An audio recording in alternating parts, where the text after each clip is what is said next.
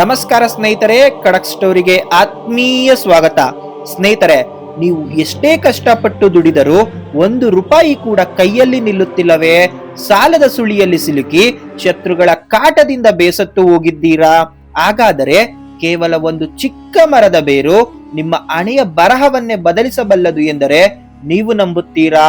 ಹೌದು, ಈ ಬೇರನ್ನ ನಿಮ್ಮ ಮನೆಯ ಬಾಗಿಲಿಗೆ ಕಟ್ಟಿದರೆ ಸಾಕು, ನಿಮ್ಮ ಕಷ್ಟಗಳೆಲ್ಲ ಮಂಜಿನಂತೆ ಕರಗಿ ಹಣದ ಒಳೆಯೇ ಹರಿಯಲು ಶುರುವಾಗುತ್ತದೆ. ಅದು ಯಾವ ಬೇರು? ಅದನ್ನ ಬಳಸುವ ಆ ರಹಸ್ಯ ವಿಧಾನ ಯಾವುದು? ಇವತ್ತಿನ ವಿಡಿಯೋದಲ್ಲಿ ತಿಳಿಯೋಣ. ಎಲ್ಲರಿಗೂ ನಮಸ್ಕಾರ ಸ್ನೇಹಿತರೆ, ನಮ್ಮ ಚಾನೆಲ್ಗೆ ಮರಳಿ ಸ್ವಾಗತ. ಇಂದಿನ ದಿನಗಳಲ್ಲಿ ಪ್ರತಿಯೊಬ್ಬರಿಗೂ ಇರುವ ದೊಡ್ಡ ಚಿಂತೆ ಎಂದರೆ ಹಣಕಾಸಿನ ಸಮಸ್ಯೆ ಮತ್ತು ನೆಮ್ಮದಿ ಇಲ್ಲದ ಜೀವನ. ಪೂಜೆ ಮಾಡಿದ್ರು, ವ್ರತ ಮಾಡಿದ್ರು, ರಿಸಲ್ಟ್ ಸಿಕ್ತಿಲ್ಲ ಅನ್ನೋರು ಈ ವಿಡಿಯೋವನ್ನ ಕೊನೆ ತನಕ ತಪ್ಪದೆ ನೋಡಿ. ಅದಕ್ಕೂ ಮುನ್ನ ನೀವಿನ್ನೂ ನಮ್ಮ ಚಾನೆಲ್ಗೆ ಸಬ್ಸ್ಕ್ರೈಬ್ ಆಗಿಲ್ಲ ಅಂದ್ರೆ ಈಗಲೇ ಸಬ್ಸ್ಕ್ರೈಬ್ ಮಾಡಿ ಮತ್ತು ಬೆಲ್ ಐಕಾನ್ ಅನ್ನ ಕ್ಲಿಕ್ ಮಾಡಿ. ಈ ವಿಡಿಯೋ ನಿಮಗೆ ಇಷ್ಟವಾದರೆ ಮಾತ್ರ ಲೈಕ್ ಮಾಡಿ ಮತ್ತು ಓಂ ಶ್ರೀ ಮಹಾಲಕ್ಷ್ಮಿಯಾಯ ನಮಃ ಅಂತ ಕಮೆಂಟ್ ಮಾಡಿ.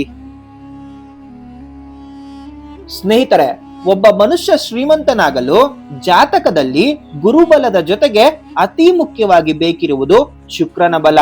ಹೌದು, ಶುಕ್ರ ಗ್ರಹ ಬಲವಾಗಿದ್ದರೆ ಮಾತ್ರ ಐಷಾರಾಮಿ ಜೀವನ ಸಿಗಲು ಸಾಧ್ಯ. ಆದರೆ ನಿಮಗೆ ಗೊತ್ತಾ, ನಿಮ್ಮ ಅದೃಷ್ಟವನ್ನ ಬದಲಾಯಿಸುವ ಶಕ್ತಿ ನೀವು ಪ್ರತಿದಿನ ಮಾಡುವ ಸ್ನಾನದ ನೀರಿನಲ್ಲಿದೆ.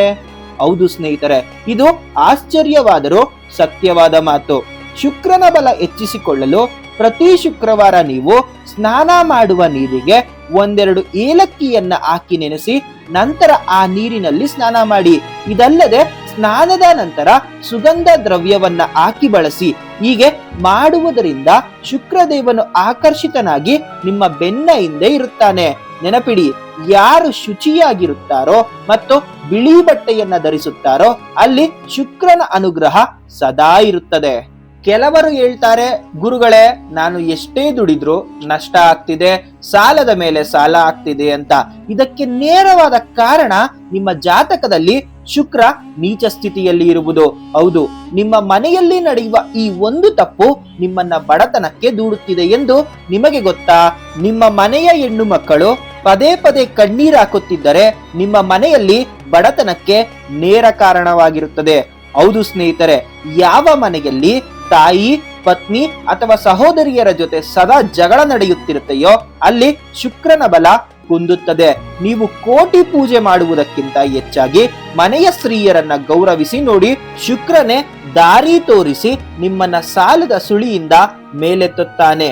ಈಗ ವಿಡಿಯೋದ ಪ್ರಮುಖ ಭಾಗಕ್ಕೆ ಬರೋಣ. ಎಷ್ಟೇ ಪ್ರಯತ್ನ ಪಟ್ಟರೂ ಸಮಸ್ಯೆ ಬಗೆಹರಿಯುತ್ತಿಲ್ಲ ಅನ್ನೋರು ಮನೆಯ ಬಾಗಿಲಿಗೆ ಈ ಶಕ್ತಿಯುತ ಬೇರನ್ನ ಕಟ್ಟಬೇಕು. ಅದೇ ಆಲದ ಮರದ ಬೇರು. ಸಾಮಾನ್ಯವಾಗಿ ಎಲ್ಲರೂ ಆಲದ ಮರವನ್ನ ನೋಡೇ ಇರುತ್ತಾರೆ, ಆದರೆ ಪ್ರಳಯ ಕಾಲದಲ್ಲಿಯೂ ಶ್ರೀ ಕೃಷ್ಣ ಪರಮಾತ್ಮ ಆಶ್ರಯ ಪಡೆದಿದ್ದು ಇದೇ ಎಲೆಯ ಮೇಲೆ ಎನ್ನುವ ರಹಸ್ಯ ನಿಮಗೆ ಗೊತ್ತೇ? ಆಲದ ಮರ ಸಾಕ್ಷಾತ್ ವಿಷ್ಣುವಿನ ಸ್ವರೂಪ. ನೀವು ಯಾವುದೇ ದಿನ ಆಲದ ಮರದ ಬೇರನ್ನ ಮನೆಗೆ ತಂದು ಹಾಲಿನಿಂದ ಮತ್ತು ಶುದ್ಧ ನೀರಿನಿಂದ ತೊಳೆದು ಹಳದಿ ಅಥವಾ ಕೆಂಪು ದಾರದಿಂದ ಕಟ್ಟಿ ನಂತರ ಇದನ್ನ ಬಿಳಿ ಅಥವಾ ಹಳದಿ ಬಟ್ಟೆಯಲ್ಲಿ ಸುತ್ತಿ ದೇವರ ಕೋಣೆಯಲ್ಲಿಟ್ಟು ಪೂಜಿಸಿ ನನ್ನ ಕಷ್ಟಗಳೆಲ್ಲ ದೂರವಾಗಲಿ ಎಂದು ವಿಷ್ಣುವನ್ನ ಪ್ರಾರ್ಥಿಸಿ ಈ ಬೇರನ್ನ ನಿಮ್ಮ ಮನೆಯ ಮುಖ್ಯ ದ್ವಾರದ ಮೇಲ್ಭಾಗದಲ್ಲಿ ನೇತು ಹಾಕಿ. ಈ ಬೇರಿನ ಕೆಳಗೆ ಕುಟುಂಬದವರು ದಿನ ಓಡಾಡಿದರೆ ನಿಮ್ಮ ದಾರಿದ್ರ್ಯ ಕಳೆದು ಮನೆಯೊಳಗೆ ಧನಾಕರ್ಷಣೆ ವಿಪರೀತವಾಗಿ ನಡೆಯುತ್ತದೆ. ಸಾಕ್ಷಾತ್ ದಕ್ಷಿಣಾಮೂರ್ತಿಯೇ ನಿಮ್ಮ ಮನೆಗೆ ಕಾವಲಾಗಿ ನಿಲ್ಲುತ್ತಾನೆ. ಸ್ನೇಹಿತರೆ, ಕೇವಲ ಬೇರು ಕಟ್ಟಿದರೆ ಸಾಲದ್ರು, ನಮ್ಮ ಕರ್ಮಗಳು ಕಳೆಯಲು ದಾನವೂ ಮುಖ್ಯ. ಪ್ರತಿ ಶುಕ್ರವಾರದಂದು ದೇವಸ್ಥಾನಕ್ಕೆ ದೀಪಕ್ಕೆ ಅಥವಾ ಪ್ರಸಾದಕ್ಕೆ ಹಸುವಿನ ತುಪ್ಪವನ್ನ ದಾನ ಮಾಡಿ. ನಿಮ್ಮ ಜೇಬಿನಲ್ಲಿರುವ ಒಂದು ಚಿಕ್ಕ ವಸ್ತು ನಿಮ್ಮನ್ನ ದುಡ್ಡಿನ ಮ್ಯಾಗ್ನೆಟ್ ಆಗಿ ಬದಲಾಯಿಸಬಲ್ಲದು ಎಂದರೆ ನೀವು ನಂಬುತ್ತೀರಾ? ಹೌದು, ಅದುವೇ ಬೆಳ್ಳಿ. ಒಂದು ಚಿಕ್ಕ ವೃತ್ತಾಕಾರದ ಬೆಳ್ಳಿಯ ತುಂಡು ಅಥವಾ ಪೆಂಡೆಂಟ್ ಅನ್ನು ಸದಾ ನಿಮ್ಮ ಪರ್ಸ್ ಅಥವಾ ಜೇಬಿನಲ್ಲಿ ಇಟ್ಟುಕೊಳ್ಳಿ. ಬೆಳ್ಳಿ ಚಂದ್ರ ಮತ್ತು ಶುಕ್ರನಿಗೆ ಪ್ರಿಯವಾದ ಲೋಹ. ಇದು ನಿಮ್ಮ ಬಳಿ ಇದ್ದರೆ ಮಾಡುವ ಕೆಲಸದಲ್ಲಿ ಯಶಸ್ಸು ಮತ್ತು ಕೈ ತುಂಬ ಹಣ ಹರಿದು ಬರುತ್ತದೆ.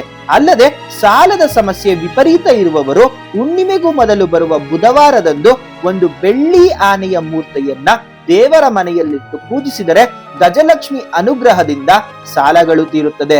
ಇನ್ನು ಯಾರೆಲ್ಲ ವ್ಯಾಪಾರಸ್ಥರಿದ್ದೀರೋ ಅವರ ಕೈಗೆ ಬಂದ ಹಣ ನೀರಿನಂತೆ ಖರ್ಚಾಗುತ್ತಿದೆಯೇ ಅವರಿಗೆ ಇಲ್ಲೊಂದು ಅದ್ಭುತವಾದ ತಂತ್ರವಿದೆ ಸ್ನೇಹಿತರೆ.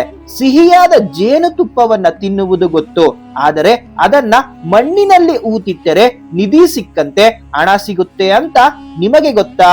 ಹೌದು ಸ್ನೇಹಿತರೆ, ಯಾವುದಾದರೂ ಮಂಗಳವಾರ ಒಂದು ಚಿಕ್ಕ ಬಟ್ಟಲಿನಲ್ಲಿ ಜೇನುತುಪ್ಪ ತುಂಬಿಸಿ ನಿರ್ಜನ ಪ್ರದೇಶದಲ್ಲಿ ಯಾರು ನೋಡದ ಹಾಗೆ ಮಣ್ಣಿನಲ್ಲಿ ಊತಿಟ್ಟು ಬನ್ನಿ, ಅಥವಾ ದೈವ ವೃಕ್ಷಗಳ ಕೆಳಗೆ ಇರುವೆಗಳಿಗೆ ಆಹಾರವಾಗಿ ಹಾಕಿ. ಜೇನುತುಪ್ಪ ಶುಕ್ರನಿಗೆ ಪ್ರಿಯವಾದದ್ದು.